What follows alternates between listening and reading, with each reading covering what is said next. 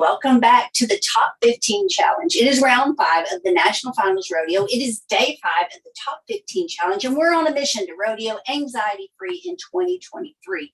Your next coach is Matt Reeves. So, Matt, you are a rodeo veteran. We call you Rodeo Google Reeves because you have so much information just literally stored in your head.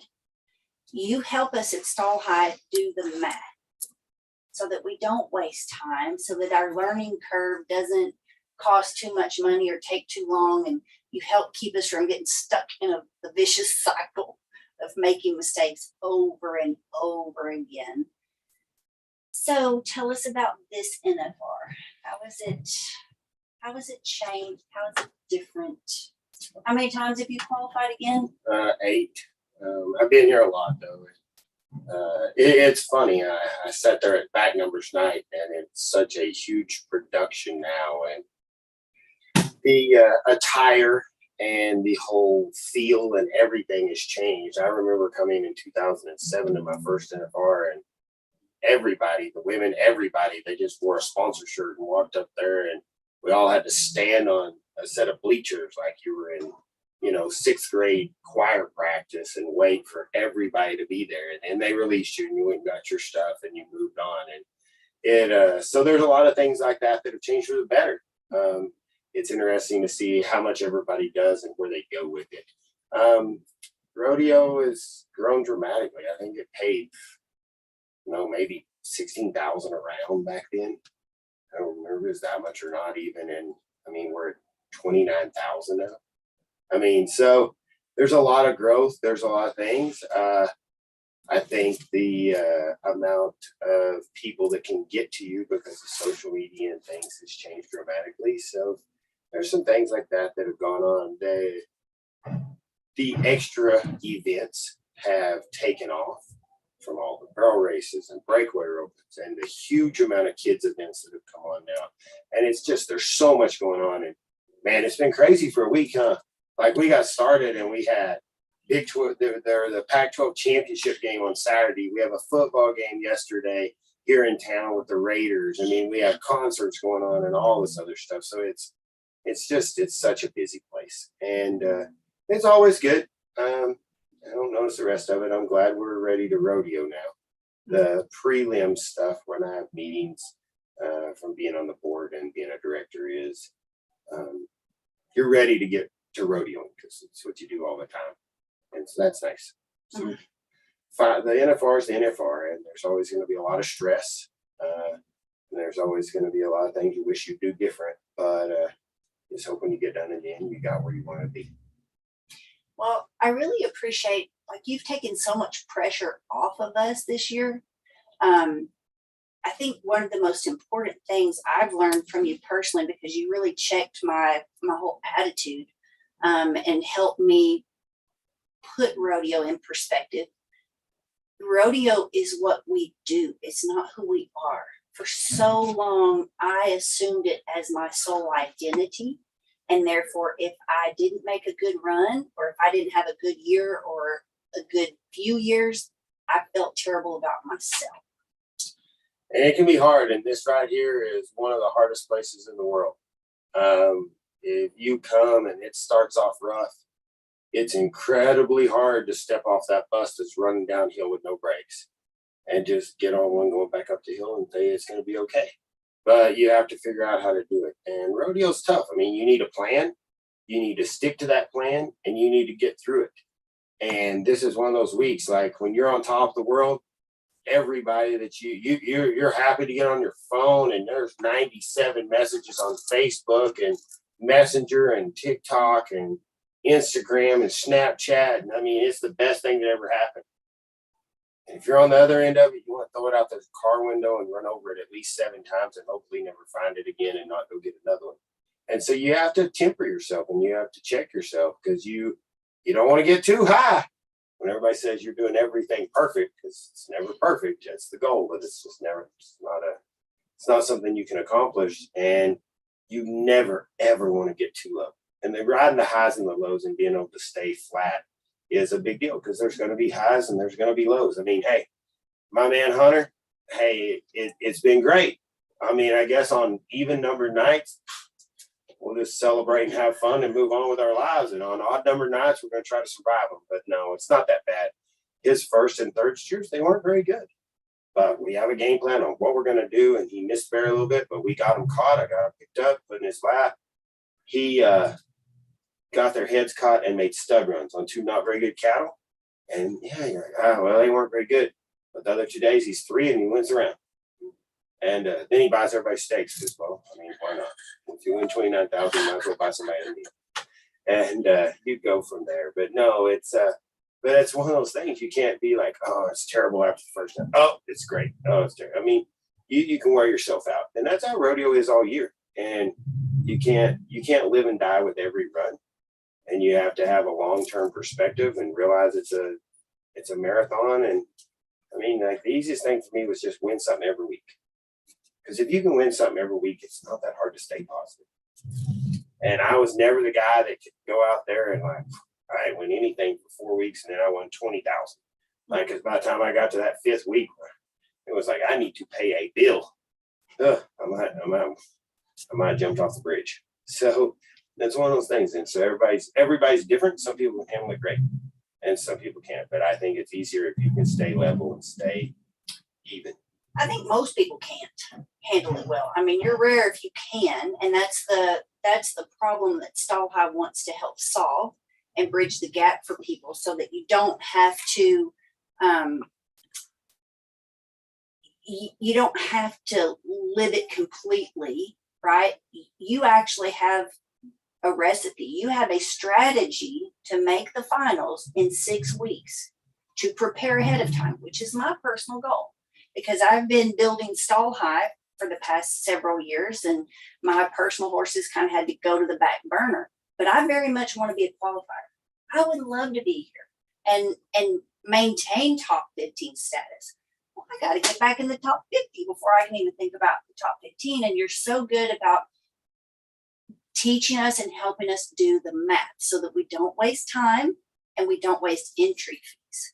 So tell us briefly about this 6-week window, because I personally will prepare all year to take advantage of a 6-week window so that I don't kill myself or my horse hauling for 11 months. Well, and I think you got to remember, like, you're not going to make the NFR in 6 weeks unless you rodeo for 2 weeks at Houston and 2 weeks at Calgary and figure out a way to win both of them. And then you pretty much can do it. You got to rodeo some more to get your rodeos in. But you can be prepared. And I mean, the main thing to think is, like, look, it's not just that 6 weeks. You need to spend, I mean, as bad as it is, a year ahead of time, circuit rodeoing, making sure you're ready, making sure this is what you're after. Know that this is where you want to be. But you can step up and you can look into it. And if you go the month of October for 4 weeks, and the first 2 weeks of November, and you're willing to do some driving, or you live down close to Texas, or you want to go from Florida and they have a few rodeos to start with and then come west. If you're out here on the West Coast, there's some great rodeos between Las Vegas right here where we are with El Dorado days to Brawley to Industry and several rodeos. But you have a time frame in there that you can get stuff done. If you're up north, there's some rodeos and you have fillings and you have the stuff with the Nile and everything. So you can always get there, but you got to go through it and say, look, I'm ready and I'm prepared. And it's time to mash on the gas and go to those rodeos. 2 rodeos in Texas, first weekend of the year, ended on the 1st of October. So literally you're in September, but boom, they ended on the 1st or 2nd of October this year. Either one of them, if you won first, got you into Houston. It's a big deal. You can get your stuff together. You can win enough money to be in the top of the world standings for 23 that wasn't already qualified. Bang, you get into San Antonio. Bang, you can get into Denver. You know, you can get into all of those things. Fort Worth for us in the guys events is a little different. It's all last year or it's rodeos from the year before, but there's 7 of them. So all you had to do is go a week or 2, and if you won one of those 7, you get in. But you don't even have to win them. It'd be the highest person in place and that's not qualified there. So all you have to do is be anybody that wasn't in the top 49. And if you're the highest placed person in your event, then boom, you get in. So there's some things about it like that. That's part of the prep kind of the year before you need to do a little bit of. But if you can get into all those rodeos, people disagree. Oh, you don't even need the winner to make the NFR. That could be true. And I'm not going to tell you every event, but most people here were in the top 15 when the winner did. And in the steer wrestling, it's really easy to see. And I did the math because I had a discussion about it on Stall High with the guy. And 14 of the 15 people here were in the top 15 when winter ended. When you got to Angela, when you got to April, 14 of 15 were in there. Now, the one exception was Stetson Jorgensen, who came in number one. He was like 17. So, I mean, he was a long ways from it. I mean, he really had to, he was, 17. Like, I mean, come on, guys. Like, it's one of those things you have to do it. And so you need it because there's such huge checks. And if you want to be able to rodeo a little bit of a limited time frame, but you can come spend this time and you're going to put the year into rodeoing, hey, there's decent enough stuff to go to. You can always be somewhere. And when good money's available, you need to be there. And the winter is it. And then, in the spring, you can kind of ease around and then you can rodeo. Rodeo doesn't start till Reno. They're not kidding about that. That's when a lot of driving and just everything goes on. If you can be ahead of the curve and you can already have a jump start, it makes your life so much easier.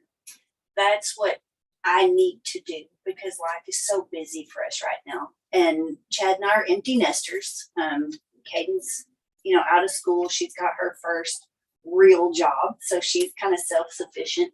Shelby's, graduated. She's self-sufficient as well. But just building Stall High, building this platform and the mentorship program has been all consuming for me. I don't train horses and sell horses and take outside horses as my main source of income anymore. So I'm intrigued. I would rather prepare and take that first 6 weeks and give it all I've got. That just makes more sense to me. And if I don't make it, I have no problem waiting until next year because I have plenty of things to do. I can carve out 6 weeks and do the math and give it my best shot. I can't carve out 11 months. People will argue with you and say, oh, you can have a job. You're not going to do one up right because it is your job. It doesn't matter. Either you're not spending the time on the people that are paying you daily or with a salary or hourly or whatever, or you're not doing rodeo justification. And so to me, it's a waste of money. I mean, if it is what you're going to do, then it has to be your job. So this way it gives you a chance to have a job, do your stuff, have a 4 to 6 week time period, find out if it's going to work, go play with the big dogs, see what's going to happen. And if you get into everything, take your chance. Yes. And, whether you take a leave or you do this or you do that, and however you have it, or you have your stuff set up and you're ready to go.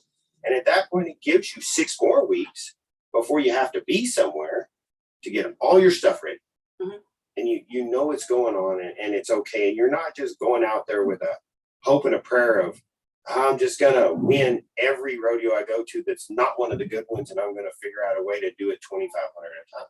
2,500 at a time is possible. But in the barrel race, if you had to win 100,000, that's a lot of checks. I mean, so you just have to remember that and go from there and do that. And hey, it works for some people. But man, you got to tie a lot into it. I mean, the breakaway roping makes me laugh sometimes because they don't have a rodeo count. They're going to all these and they do this and it seems great, but it's just like, I ponder like, how do they make money sometimes? I mean, like, unless you have sponsors that are really doing it, Mm-hmm. when you're going to all these rodeos back and forth and up and down, and they're not great runs. Man, it seems hard. And guys that are just flying and going and doing, I don't know. I didn't wind up behind when I got to the NFR. Mm-hmm. And so it made money and I needed it to make money. And so I look at it from an aspect of making money. Now, if you just want to, and we're just going to rodeo for points, man, I tell you, I do that too. Okay. Because, man, that's easy. If you don't care what the cost is. And I mean, a lot of things are easy to do with a blank check. Mm-hmm. And so that's one of those things that, it's either way. But you can kind of set it up one way or the other. And go at it. That's what I like about you, Matt, is that you sometimes you're hard on us, and some people are afraid to ask questions because you're very direct. You don't filter your words. You don't waste time with words. But once people and our interactive members, when we have an opportunity to personally listen to you every Monday, and we get to experience how passionate you are about who we are as an industry and our horses and the sport of rodeo itself and where we're going and how important it is to sustain this lifestyle and hand it down. It's awesome that you customize a plan for wherever we are. If you want to set aside the next 2 years, and maybe you've had this dream your whole life and now you're thinking, well, like, time is getting short. I need to give it all I've got. Matt's your guy. He's your coach. That's a reason why we have him every Monday night at Stall High in our mentorship program. If you want to rodeo financially smart, maybe you're not independently wealthy. You can't just write those blank checks. You can't go fill this trailer with, 3 horses, 3 top horses. I love how you said more success is out of necessity. I know more horses are made out of necessity than desire. And it's one of those things. That's just kind of the way it works. When you have to make it work, you'll figure out a way. When you just kind of want to make it work, you might do it tomorrow. I mean, it's one of those things where you'll have somebody else do it. But I mean, it doesn't matter. I mean, small ranches and family ranches and stuff, out of necessity, they'll figure out a way to make it work, and they'll do it. And corporate ranches, sometimes they'll make it work, but it doesn't always have to be the most efficient way. And so it's one of those things, and you have to tailor yourself and your rodeos and your dreams and desires and everything else to what you want to do. Everybody wakes up, and I mean, October 1 or January 1, however you want to look at it, they show up and they're like, we want to be the world champion. There's 1,200 pro racers that have a WPRA card, and there may be more than that, but there's all of them that they're going to be the world champion. And guess what? By February 1st, there's a lot less of them. And I promise by August 1st, there's a whole lot less. It's the same way in all the events. When January 1 hits, I mean, there's 500 bulldoggers are going to be the world champion. When August 1st gets there, there's 20 of them fighting for the NFR still, and there's 5 of them fighting for, I mean, really and truly fighting to be the world champion. And so it's kind of one of those things. You just sometimes you have to remember where it is and what you're doing. We had somebody say, you didn't need Texas and you didn't need the winner to make the NFR, and I'll say you can do that. But most of the people that do that tend to be people that have done it in the past, that already have experience. So it's really hard to put a lack of experience and an extremely difficult goal all together and say it's gonna be easy not to worry about it. And there's a lot of pressure. Hey, if you don't think this is pressure, hell, just go try to stand on the floor and, not shake. That's right. They thought a judge was going to throw up. I mean, my goodness, it's a nerve-wracking job, dude. I was so nervous last night having to haze or tie, because I don't haze for him very often. I've only hazed with that horse twice ever, and I haven't hazed or tie all that much just in life in general. And then it's like, here you are. I want to do better, so you're going to be the one that makes it happen. And here we go, and don't screw this up. And he didn't say that by any stretch of the imagination, but it is how I feel about it, and it's hard. And man, golly, you're like, man, I probably ought to get a cough drop or something so I can suck on something I can spit before we were done. It was just tough. But you just got to remember that it is where you're at. You have to take a deep breath, get a faraway look, and remember it's going to be okay, and you're going to get up tomorrow. And when my kids went to school today in their pajamas for pajama day, they were pumped that we won something last night, but they ain't started to watch it, and they don't know, and they're in Texas, and they just want to know when I'm going to come home. And it's going to be all right. That goes right along with a question that was asked. I've been waiting to ask you. So Jess asks, what are some things you do to temper yourself? Deep breaths, take a walk. So you just lived that. What do you do? Like, if I'm going to run it, every time here, anywhere, it doesn't even matter where I go, even if I take a colt or whatever, it's time. I mean, I'm gonna ride the box. I'm gonna take a deep breath, exhale, and try to relax my body, relax my legs, relax everything. Ride in, turn around, stay calm, stay cool, pay attention, feel the horse, see everything. And I don't want I I don't want to be super aggressive until I drop my hand. Now, once I drop my hand, game on. And it can be hard. Like, man, it was hard. And like that Hayes horse doesn't like riding up, and I've had to ride up with Hunter some, and just keeping him calm and so finally. I mean, you have to find a balance, but I think you have to learn to remember to breathe. I think you have to learn to, focus. I've said it before on the other stuff. The inner game of tennis will teach you to get your conscious mind out of your subconscious mind way, and you have to have your body trained to do the process and then stay out of the way. I mean, you talk about being in the zone and this and that. It's funny. I mean, sometimes you are and sometimes you aren't, but you have to figure out a way to stay out of the way. More so when you get to where you know you can do it. And I'll be honest, like the best thing you can do in the world is be a person that just knows they can do it, and truthfully know you can do it. Mhm. Hunter's always been great at that. I mean, he felt like he was destined for success the entire time I've known him in life, and he's been able to handle it and do it that way. And I wasn't always that person, and I had to show myself I could do it, and then I had to take my chances to have that success. And I had a lot of it. I didn't get the one thing I wanted, but that's it. Here and there were some things that went wrong, but I mean, and you gotta have some luck. I mean, don't think anybody got to the NFR, got somewhere else without a little luck. You never think luck's a bad thing. Luck's just opportunity and preparation. I mean, you're gonna make your own luck. You got to go from there. But man, to keep yourself calm, you need a rodeo with somebody you enjoy. And if you're not going to rodeo with them, you need them on a phone call away where you talk to them. So take your deep breaths. Be confident in your preparation. I think that's the main thing that'll keep you calm and happy. Is being confident in preparation and the time you put in to be there. And if you show up and know you're not prepared, you're never going to have confidence. Sorry. Just That's a not good gonna point. Okay, One we're more gonna land the question. ship. So I want to ask you about ADM feeds because you are very good about helping us do the math, measure the value, right? Don't waste money on entry fees if you don't have a plan, right? So you help us like, this is how many times you're going to go to this specific arena. This is how you pick a hauling partner. I mean, everything is so strategic with you.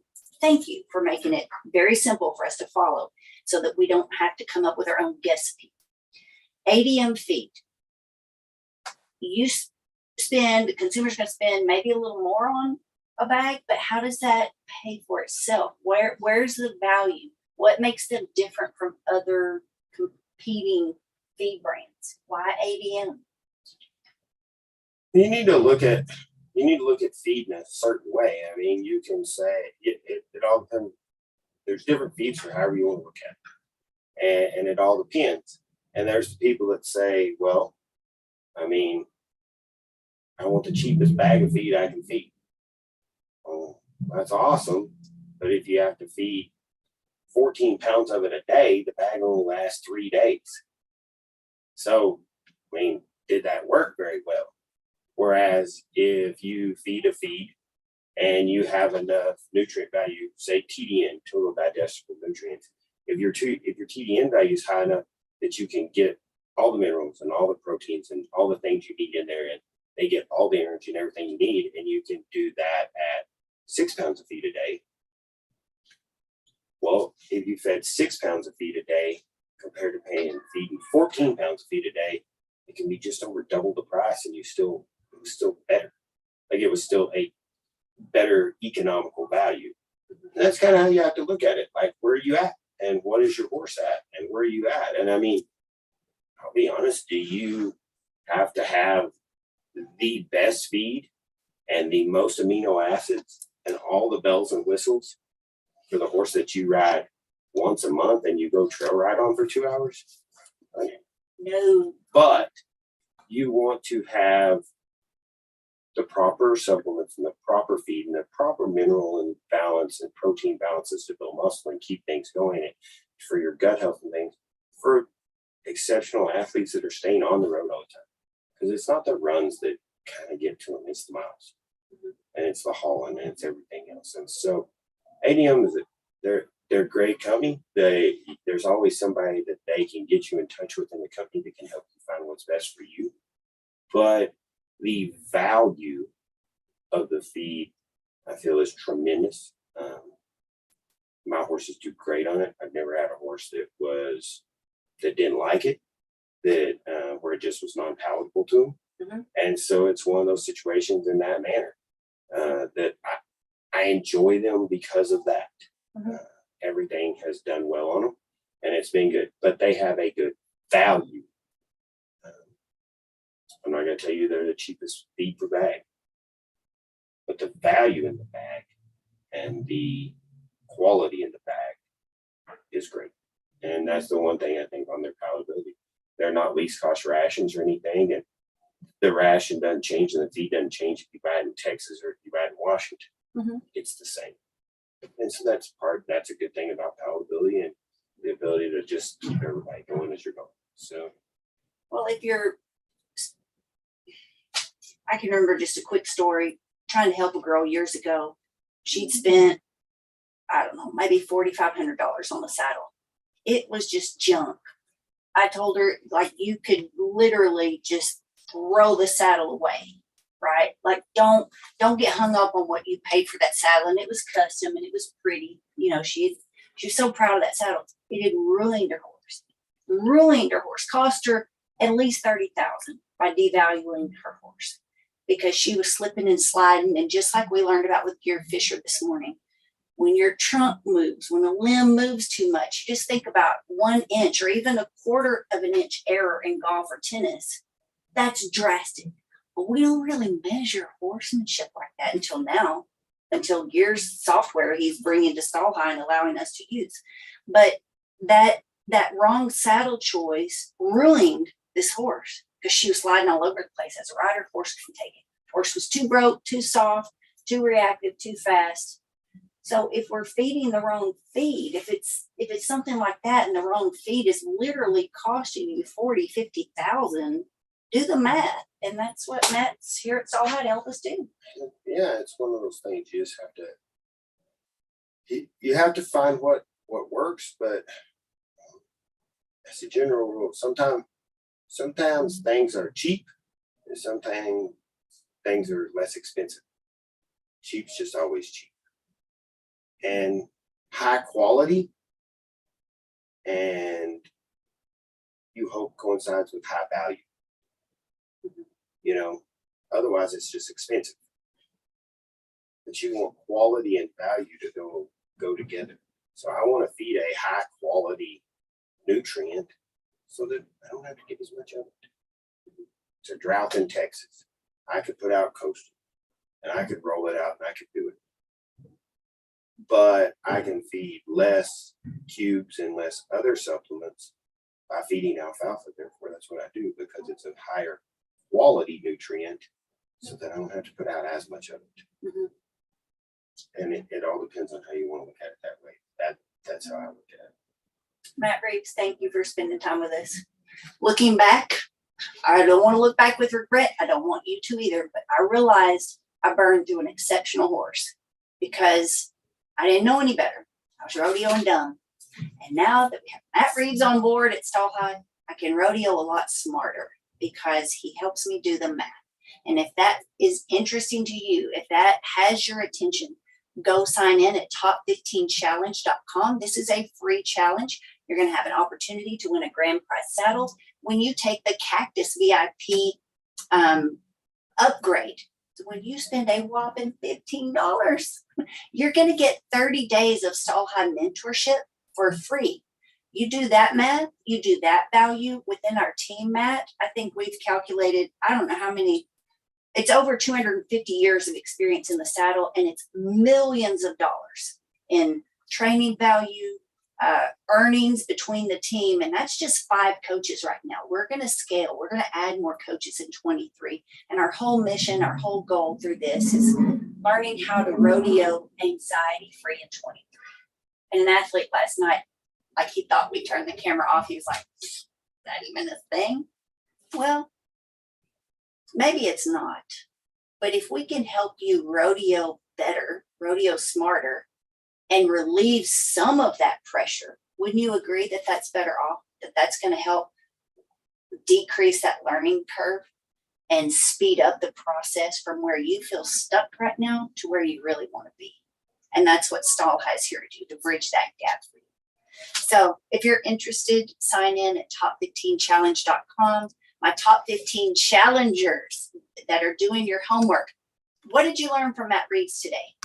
How did he challenge you? What are you now considering in a new perspective that you think, uh-oh, I wish I'd known that sooner?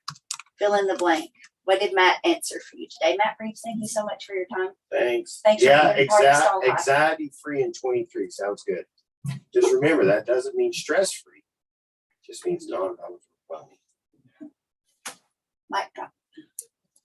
Thank you, Matt. Thanks for being here. Guys, we'll see you in the very next video, so stay tuned to Stall High.